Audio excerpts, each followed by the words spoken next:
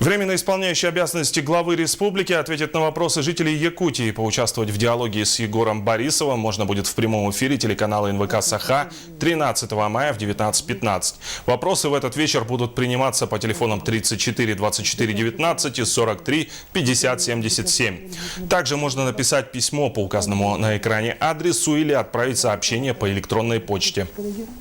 С момента объявления о прямом эфире Егора Борисова 13 мая на телеканале НВК «Саха» в адрес главы республики поступило порядка 100 запросов от населения республики. География запросов самая разная. Это и город Якутск, и промышленные, и сельские районы. Выделить какую-то одну глобальную тему пока сложно. Дело в том, что вопросы самые разноплановые. Речь идет и о сроках строительства моста через Лену, и о выделении земельных участков многодетным семьям.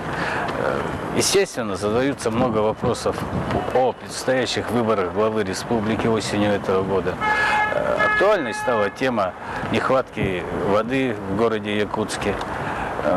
В том числе поступает достаточно много пожеланий от жителей республики принять участие и победить на выборах в сентябре этого года.